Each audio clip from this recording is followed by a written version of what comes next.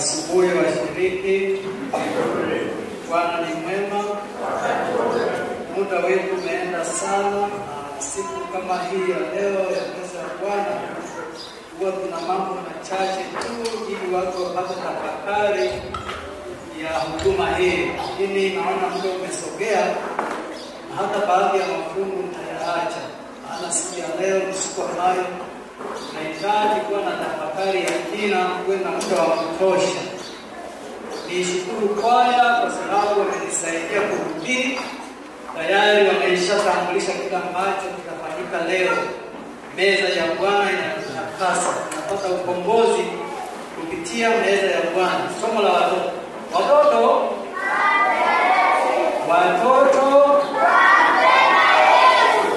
Naomba kwa mnatulia kanisani kama mnampenda Yesu. Nalo fungu lenu nzuri sana ambalo linagusia kichwa cha somo kinachosema kumtolea Mungu kwa moyo wa ukarimu. Hebu rudieni maneno hayo. Kumtolea Mungu kwa moyo wa ukarimu. Haya, naomba mtoto mmoja asimame aombe, tena huyu hapa aliyevaa rasmi, naomba usimame kupatie ombi. Njoo hapa mbele.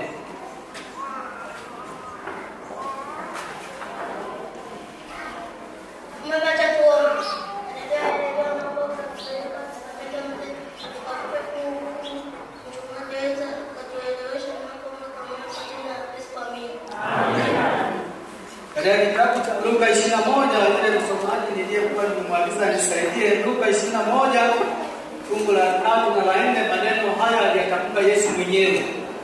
Kitabu kile cha Luka 21 fungu la 3 na la 4, watoto msikilize vizuri. Nisomee hilo fungu. Luka 21 fungu la 3 na la 4. Nasema, akasema, hakika nawaambia, huyu mjane maskini ametia zaidi kuliko wote.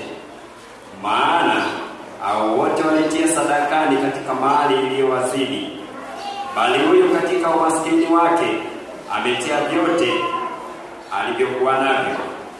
Watoto, maneno haya yatamka Yesu mwenyewe. Yesu alikuwa pale hekaluni na aliwaona watu wenye uwezo, matajiri, wanakuja na fedha zao wanatoa pale. Lakini baadaye alikuja mama mmoja kwa unyenyekevu, tena alikuwa ni mjane, tena alikuwa maskini, lakini akamtolea Mungu senti 2 kwa unyenyekevu, na ndio ilikuwa akiba yake yote. Na Mungu anayechunguza mioyo aliona kwamba yule mama alitoa kwa ukarimu, alimpenda Mungu. Na niwaombe leo watoto na ninyi mfanye hivyo. Amina. Unapopewa sadaka mlete, mtolee Mungu, maana mnampenda. Si mmesema mnampenda Yesu? Wakati wanapewa wanaenda kununua bidiji, nyosha tu mkono. Kama unapewa unaenda kununua bidiji, ndio hakuna. Ndio wakati wakipewa wanaleta, wanamtolea Yesu. Barikiwe watoto, endeleeni hivyo na mtabarikiwa. Niwaombe sasa. Baba Mungu, ninakushukuru kwa ajili ya watoto. Kanisa hili la SRPPF umetubariki kwa na watoto wazuri. Naomba Bwana uzidi kuwabariki, wapatie Roho yako Mtakatifu kwa wingi, ili wakue katika hekima na kimo, wakikupendeza wewe na wanadamu pia. Ninaomba katika jina la Yesu Mwokozi wetu. Amina. Kwaya imeimba kwamba meza ya Bwana inatupatia utakaso, inatuelekeza katika ukombozi. Ni kweli. Leo ni siku ya pekee, ni Sabato ambayo tutakuwa na hii ibada ya meza ya Bwana. Hii ni ibada, ni tukio ambalo Yesu mwenyewe alilianzisha miaka 2000 iliyopita. Natambua kwamba tunao wanafunzi wa darasa la batizo, lakini pia natambua wapo wale ambao tumewabatiza hivi karibuni. Na leo nitatoa somo kwa namna ambayo ni tofauti kidogo, maana ninatambua kwamba kuna watu hapa ambao bado hawajaelewa habari ya meza ya Bwana. Sitaanzia kwenye hii huduma ya meza ya Bwana, lakini nitarudi nyuma kidogo ili tuweze kuelewa kila ambacho kiko mbele yetu. Na siku nyingine tukiwa na huduma kama hii, tutaendeleza hapo tutakapoishia. Kwa wale ambao ni wanafunzi wa darasa la ubatizo, wale ambao wamebatizwa hivi karibuni, hili ni tukio ambalo Yesu mwenyewe alilianzisha na ni tukio endelevu hata katika mbingu mpya na nchi mpya. Tutasoma hilo baadaye. Kwa hiyo ni tukio la pekee sana ambalo Mungu ametupatia liweze kuwa baraka kwetu. Na Mungu siku zote anafundisha kwa neno na kwa vitendo. Amina. Kwa neno na nini? Na vitendo. Soka katika Biblia imesheheni jinsi Mungu alivyowafundisha wana wa Israeli kwa neno na kwa vitendo. Kwa hiyo Mungu anafundisha pia kwa vitendo ili jambo hilo liendelee kueleweka katika akili za wanadamu. Na tunaona kwamba katika mpango wa uumbaji, Mungu alikuwa na mpango kazi. Mungu aliandaa mpango kazi. Wakati alipokuwa anaumba ulimwengu huu, Mungu aliandaa mpango kazi. Mungu ni wa utaratibu. Hiyo yote ninaposema, Mungu sio wa kukumbuka. Hata hapa kanisani tuna mpango kazi. Amina. Tuna mpango kazi wenye mipango ya mwaka mzima kwa kanisa la Santa Biblia. Na Mungu aliandaa mpango wa kuumba ulimwengu huu. Na ndani yake aliweka mpango wa ukombozi. Amina. Alijua kwamba mwanadamu ataanguka, lakini Mungu hakuzuiliwa na hilo. Siku zote Mungu anakabiliana na tatizo. Yeye analikabili. Mungu alisema endapo huyu mwanadamu ataanguka, lazima kuwe na mpango wa kumkomboa. Na Yesu ambaye ni jemadari alisema mimi nitakwenda kumkomboa. Amina. Yesu mwenyewe, Biblia inasema, sitasoma hilo fungu kwa kuokoa muda. Biblia inasema kwamba Yesu Kristo alichinjwa kabla ya kuwekwa misingi ya nini? Ya dunia. Alijitoa kwenda kumkomboa mwanadamu. Kwa hiyo tukio hilo mbele yetu ni tukio ambalo linatokana na mpango kazi ambao Mungu mwenyewe alikuwa ameuandaa. Mungu anatufundisha kivitendo, lakini pia kwa neno, practically na theologically. Natumia theory kwa neno kufundisha, lakini pia anaweka vitendo ndani yake ili tuendelee kuelewa vizuri. Maana akili za wanadamu zinahitaji msisitizo. Na katika ile fungu langu kuu, baada ya mafungu ya Luka, naomba msomaji tusomee Mwanzo 3:15. Hilo ndilo fungu letu kuu. Mwanzo 3:15.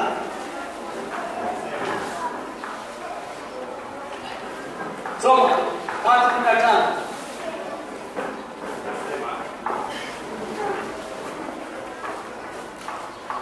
Inasema, nami nitaweka uadui kati yako na huyo mwanamke. Nami nitaweka uadui kati yako na huyo mwanamke.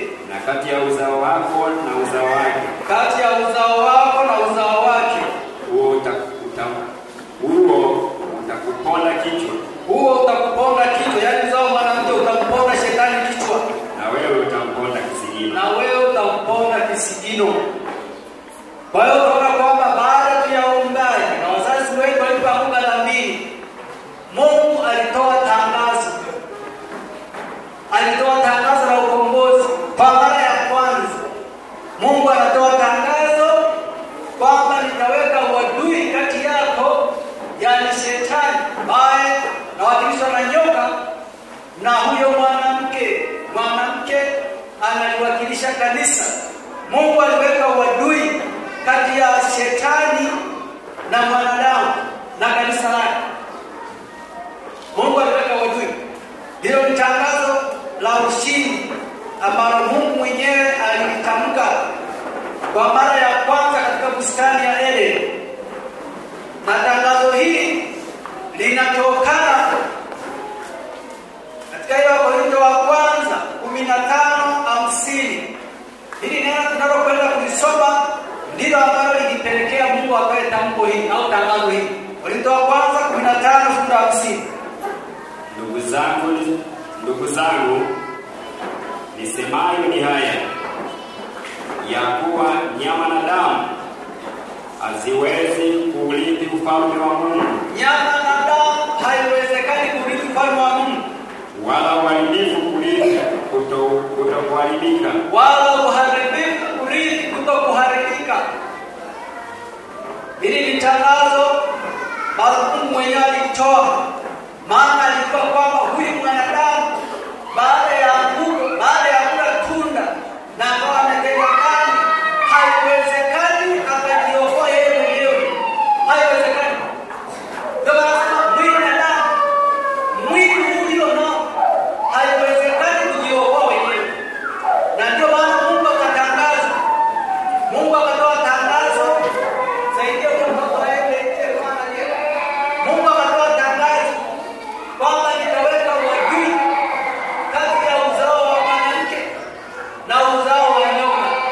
Hilo lilikuwa ni tangazo la ushindi. Ndio maana mimi na leo tuko hapa. Tuko hapa kwa sababu ya hilo tangazo au hilo tamko la kwamba Mungu mwenyewe aliandaa mpango wa ukombozi na Yesu Kristo. Hiyo siri hiyo ni ya Yesu Kristo kufanyika mwanadamu na kufa pale msalabani. Hiyo ndio siri ambayo tutaendelea kujifunza milele zote. Hata tutakapokwenda mbinguni tutaendelea kujifunza hiyo siri ya Yesu kufanyika mwanadamu na kumkomboa pale msalabani. Tangazo la ushindi ambalo Mungu mwenyewe aliliweka. Ndio maana leo tuko hapa kuadhimisha hii meza ya Bwana.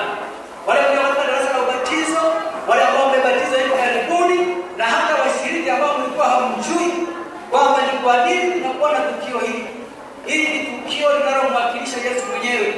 Meza ya Bwana, maana ya meza ya Bwana ni nini?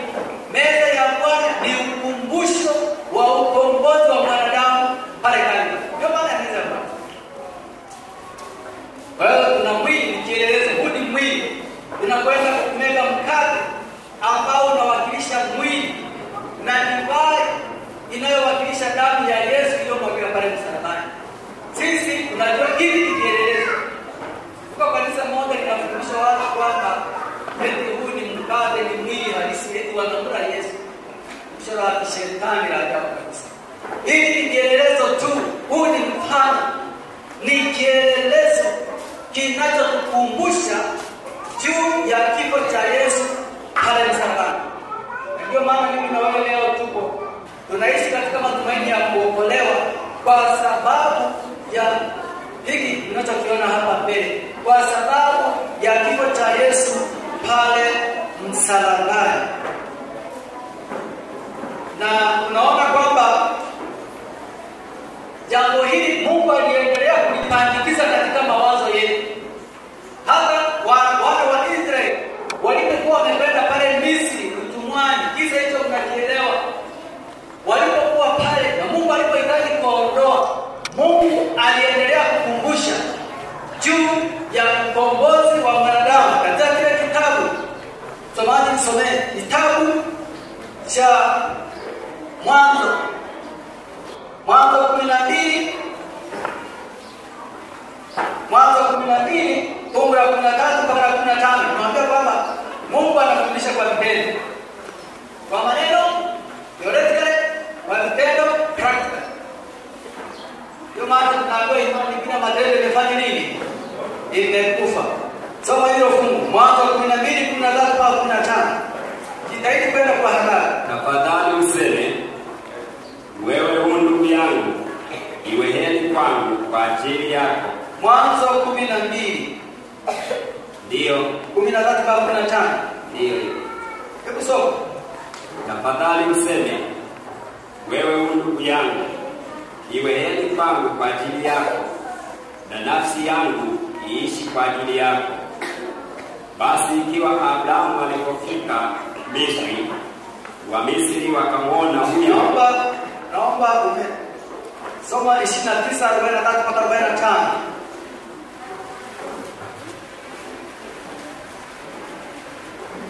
Mwanzo 29:43 mpaka 45. Haipo 45. Mwanzo 29. Fungu la 43 nikomea 35. Kuna fungu ambalo nilihitaji nisome hapa, naona ni mkuu vibaya. Wana wa Israeli walipokuwa Misri, Mungu alipohitaji kuwatoa pale kuwapeleka nchi ya ahadi, Mungu aliwaambia liko pigo moja limebaki. Lilikuwa ni pigo la pekee la kuangamiza wazaliwa wote wa kwanza wa wanyama wa wanadamu katika nchi ya Misri. Mungu alimwambia Musa awaambie wana wa Israeli wachinje kondoo na wapake damu katika miimo ya milango. Na watakapofanya hivyo, yule malaika atakayepita wakati wa usiku kuangamiza, ataangamiza wazaliwa wote wa kwanza wa wanyama na wanadamu katika zile nyumba ambazo ile damu haikutoka katika miimo. Baadaye utasoma hilo fungu na anawaambia kwamba watachinja huyo kondoo ama mbuzi masaa ya jioni. Nabii zilikuwa zinatolewa jioni. Na ndio maana hata Yesu alikufa msalabani ile saa 9 jioni. Na walifanya hivyo. Na ile damu ilikuwa inamwakilisha Yesu mwenyewe.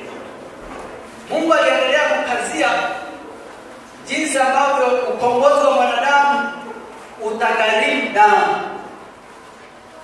Ni gharama.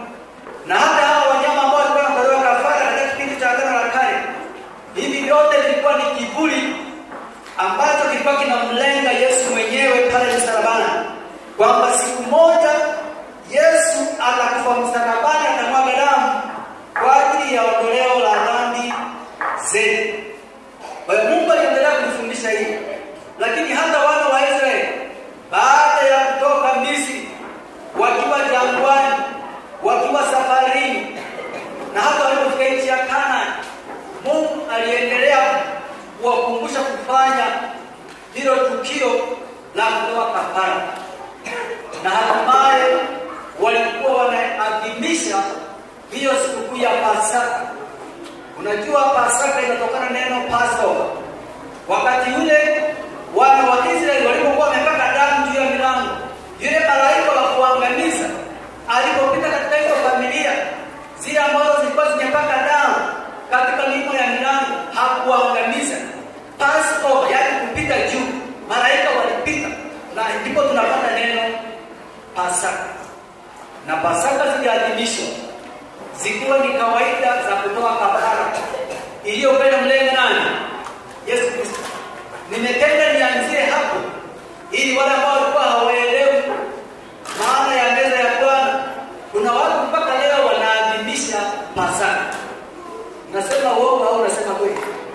Mpaka leo wanaadhimisha. Na niwaambie siri kwamba siku zote shetani anakwenda kinyume na Mungu. Badala ya kuadhimisha meza ya Bwana, shetani anawarudisha kule katika Agano la Kale, wakati Yesu amekufa msalabani na zile kawaida za kafara zimekoma. Bado watu leo wanaadhimisha kile ambacho si sahihi mbele za Bwana.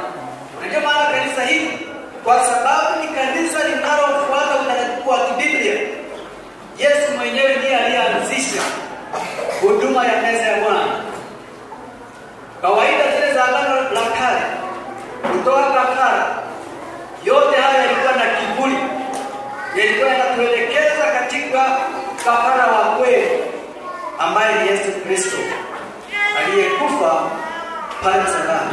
Kwa hiyo naamini kwamba tunaenda vizuri kwa wale ambao katika darasa la ubatizo wakitambua kwamba hatuna huduma ya Pasaka leo, hatusherehekei Pasaka leo. Badala yake Yesu anazindua huduma ya meza ya Bwana miaka 2000 iliyopita. Soma katika kile kitabu, naomba usomee kitabu kile cha Petro wa kwanza 1:18-19. Petro wa kwanza 1:18-19. 18 inasema, nanyi fahamuni kwamba mlikombolewa si kwa vitu viharibikavyo. Nanyi mfahamu kwamba mlikombolewa si kwa vitu viharibikavyo, kwa fedha au dhahabu, mpate kutoka katika mwenendo wenu usiofaa, mpate kutoka katika mwenendo wenu usiofaa mliopokea kwa baba zenu, bali kwa damu ya thamani, kama ya mwana kondoo asiye na ila, asiye na waa, yaani Kristo, yaani ya Yesu Kristo. Ndio maana leo tunaadhimisha meza ya Bwana. Habari ya Pasaka ilikuwa ni kivuli, ilikuwa inamlenga Yesu mwenyewe. Walitoa kawaida za makafara, walichinja kondoo, walichinja mbuzi, walichinja ng'ombe, lakini haya yalikuwa ni mifano, ni vielelezo vilivyoendelea kuwakumbusha wana wa Israeli kwamba gharama ya kumkomboa mwanadamu ni lazima uhai utolewe. Kwa hiyo mdhaki mwenyewe alipokwenda kwa kuhani alipewa kisu mwenyewe na akamchinja kondoo, na akaona damu inachuruzika na akajuta kwa sababu ya ile dhambi aliyoifanya, maana imegharimu uhai wa kondoo. Sisi leo tunafuata kile ambacho Biblia imesema. Yesu kabla ya kupaa mbinguni, katika yale masaa ya jioni, kabla ya kusulubishwa msalabani, Yesu alianzisha kitu kipya. Alianzisha lile agano jipya, lile ambalo lilikuwa linamlenga. Vile kivuli sasa vinaenda kuishia ukomo, maana yeye mwenyewe sasa amekuja kama original people, photocopy ya nini.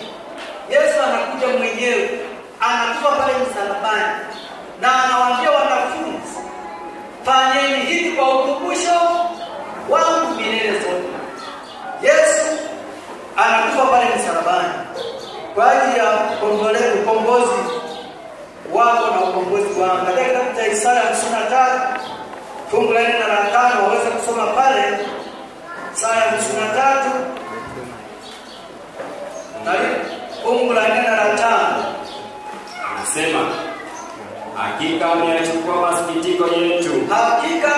masikitiko yetu, amejitwika huzuni zetu, lakini tulimdhania ya kuwa amepigwa, amepigwa na Mungu, na kuteswa, bali alijeruhiwa kwa makosa yetu, alichukuliwa kwa maovu yetu, adhabu ya amani yetu ilikuwa juu yake, na kwa kupigwa kwake sisi tumepona.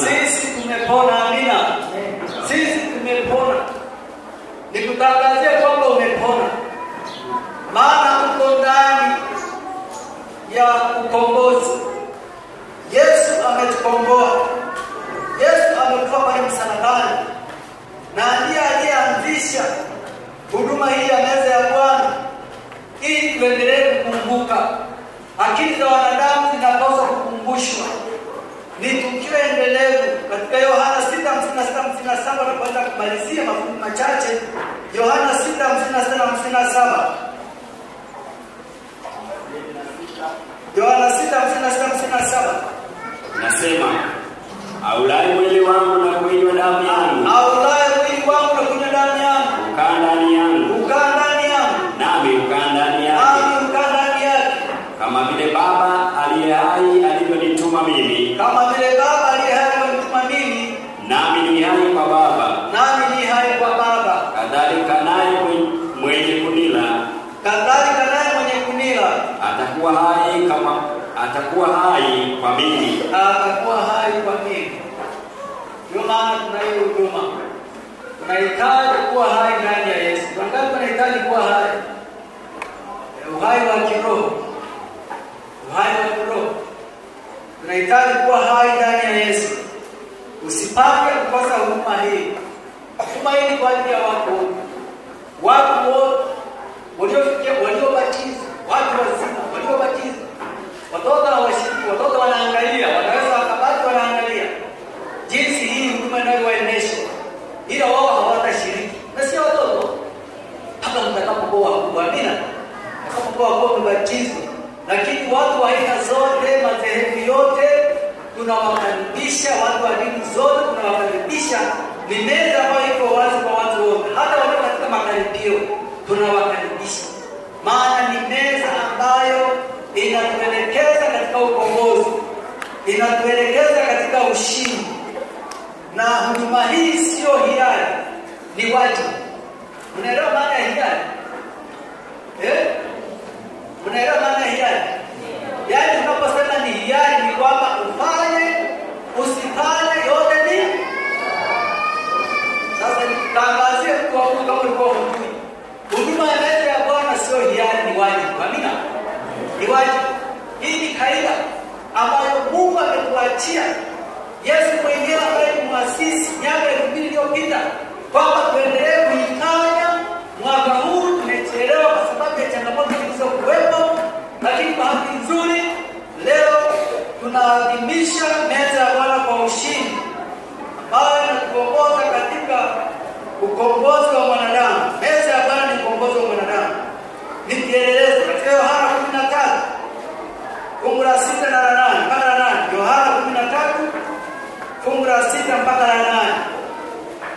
Napoenda kumaliza, naomba tupitie hilo fungu pia. Yohana 13 fungu la 6 na la 8. Vivyo hivyo yuaja kwa Simoni Petro. Vivyo hivyo yuaja kwa Simoni Petro.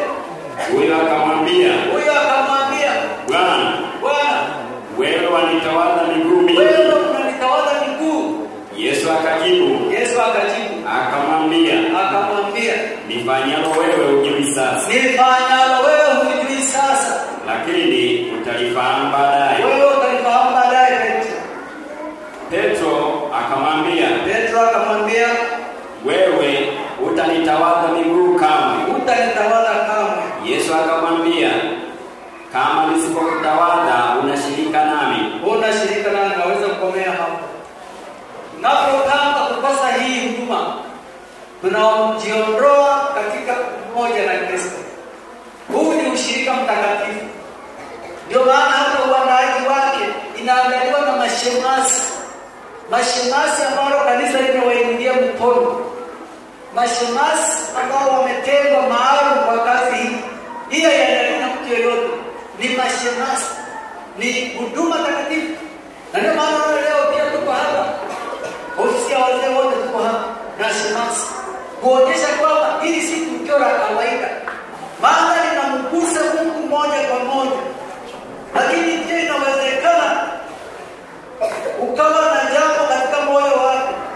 Hivyo kwa tunaitangaza hii wiki mbili zimepita ili uweze kusawazisha mambo. Hii meza, hii huduma inafanywa kwa utaratibu maalum. Katika kile kitabu cha Wakorintho wa kwanza, fungu la mwisho hili, Wakorintho wa kwanza